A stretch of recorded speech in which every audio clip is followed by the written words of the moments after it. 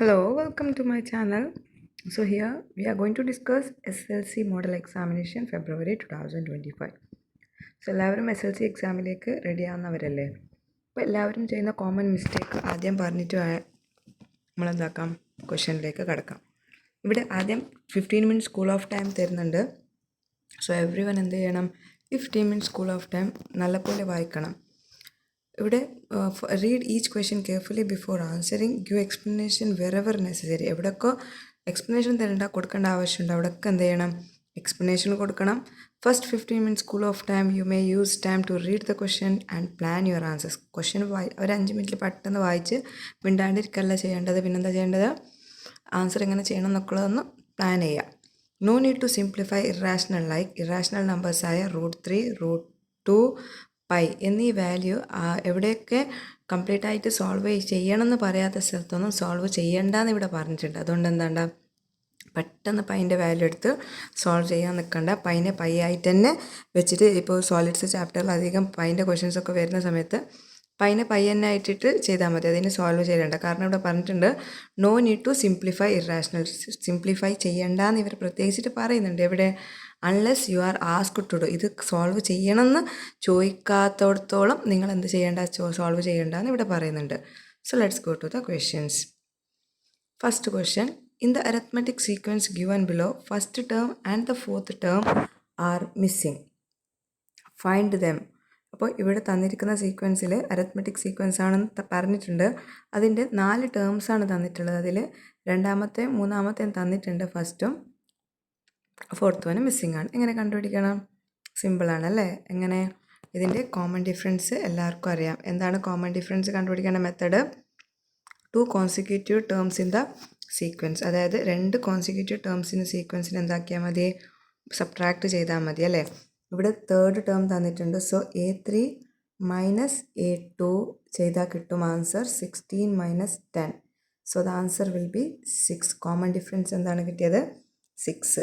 അപ്പോൾ രണ്ടാമത്തെ ടേമിൽ നിന്ന് 6 കുറച്ചാൽ, അതായത് first term plus common difference second term അല്ലേ കിട്ടുന്നത്. അപ്പോൾ എന്ത് ചെയ്താൽ മതി? സെക്കൻഡ് ടേം മൈനസ് ചെയ്താൽ മതി. സോ 6 എടുത്താൽ ഇയർ 4 ആയിരിക്കും. അതുപോലെ 16ലേക്ക് തേർഡ് ടേമിലേക്ക് ഫോർത്ത് ടേം കണ്ടുപിടിക്കാൻ എന്ത് ചെയ്താൽ മതി? കോമൺ ഡിഫറൻസ് ആഡ് ചെയ്താൽ മതി. അതായത് 16 + 6. അപ്പോൾ എത്രയായിരിക്കും?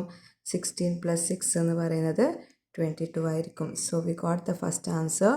അതായത് ഫസ്റ്റ് ടേം എന്ന് പറയുന്നത് 4ഉം ഫോർത്ത് ടേം 22 ആണ്. സിമ്പിളാണ്, പക്ഷെ അധികം ചെയ്യുന്നത് ചെറിയ മിസ്റ്റേക്കാണ്. അഡീഷൻ ചെയ്യുമ്പോഴൊക്കെ ഈ 22ന് പകരം എന്താ ചെയ്യുക? 32 എന്നൊക്കെ പറഞ്ഞ് ഫുൾ മിസ്റ്റേക്കാണ് ചെയ്യുന്നത്. അപ്പോൾ ഒന്ന് സാവധാനം. അതാണ് ഈ സ്കൂൾ ഓഫ് ടൈമിൽ റീഡ് ചെയ്യാൻ പറയുന്നത്. Okay, now come to the second question. Second question എന്താണ്?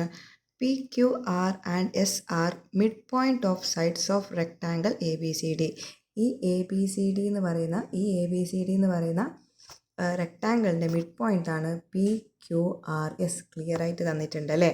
A dot is put in this rectangle. ഒരു ഡോട്ട് റെക്ടാങ്കിളിൽ ഇട്ടു without looking into it. അതിലേക്ക് നോക്കാണ്ട് ഒരു ഡോട്ട് ഇടാണ്. ഇപ്പോൾ ഞാൻ കണ്ണടിച്ചൊരു ഡോട്ട്, ഇതിങ്ങനെ എവിടെ വേണമെങ്കിലും ഒരു ഡോട്ട് വരാം അല്ലേ? അങ്ങനെ ഒരു ഡോട്ട് ഇടാണ്. What is the probability that dot to be inside the shaded region. ആ ഷെയ്ഡഡ് റീജിയൻ കണ്ടോ?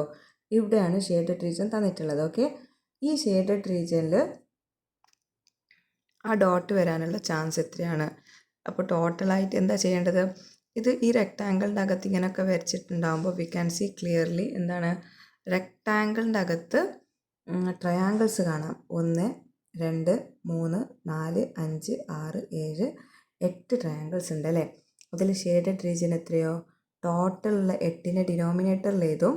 അതുപോലെ ഷെയ്ഡഡ് റീജിയൻ എവിടെ എഴുതും? ന്യൂമറേറ്ററിൽ എഴുതും. 2/8 എന്ന് കിട്ടി. 2ഉം 8ഉം സെയിം ടേബിളിൽ വരുന്നുണ്ട്. ഏത് ടേബിളിലാണ്? 2ൻ്റെ ടേബിളിൽ അല്ലേ? അപ്പോൾ 1/4. എങ്ങനെ 1/4 വന്നത്? സിംപ്ലിഫൈ ചെയ്യാണ്. 2 1s are 2, 2 4s are 8. അപ്പോൾ ഈ 2 ക്യാൻസൽ ചെയ്യുമ്പോൾ 1/4 ആണ് പ്രൊബാബിലിറ്റി വരിക. Outside the shaded region. Shaded റീജിയന് 2/8 ആണെങ്കിൽ അൺഷെയ്ഡഡ് റീജിയൻ എത്രയായിരിക്കും? 8ൽ നിന്ന് 2 പോയാൽ എത്ര ഉണ്ടാവും? 6 അല്ലേ?